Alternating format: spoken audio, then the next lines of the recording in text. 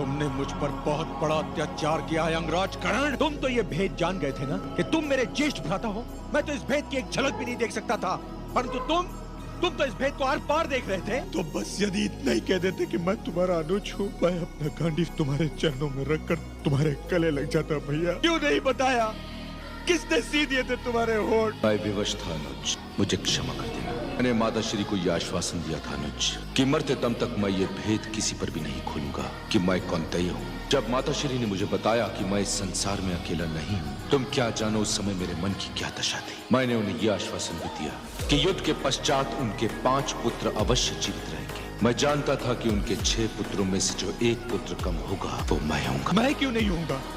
कोई और क्यों नहीं होगा? ये निर्णय तो नियति ने कर लिया था कि मरने वाला पुत्र मैं ही हूँगा। माता के पुत्रों में से केवल मैं ही एक ऐसा था जो असत्य का साथ दे रहा था। मैं ये जानते हुए भी कि मैं असत्य का साथ दे रहा हूँ, का साथ छोड़ न सका। क्यों साथ दे रहे थे तुम असत्य का, जबकि सत्य अपनी बाहें खोले तुम्हें अपनी गोद में भरने की प्रतीक्षा कर रहा था। उस सत्य की बाहें मुझसे इतनी दूर थी अनुज कि मैं उन्हें देख भी नहीं पा रहा था। वहाँ से जीवित लौटने की तो कोई राह ही नहीं थी अनुज। मैं प्रसन्न हूँ कि मेरा शरीर न सही, किंतु मेरी आत्मा तो उस नर्क से निकल आई। अपने उद्धार के लिए तुमने मुझे शोक और पीड़ा के उस नर्क में धकेल दिया, जहाँ मैं अपनी अंतिम सांस तक सुलगता रहूंगा, चलता रहूंगा कि मैंने अपने इन हाथों से तुम्हारा वध किया है। नहीं अनुज, तुमने अपने हाथों से मेरी हत्या नहीं की थी। मैंने तुम्हारे हाथों से अपनी मृत्यु चाही थी। मुझसे पूछो कि आज मैं कितना प्रसन्न हूँ कि मेरी मृत्यु तुम्हारे हाथों और केशव की आंखों के सामने हुई थी। मेरी मृत्यु संसार के सबसे महान योद्धा के हाथों में थी।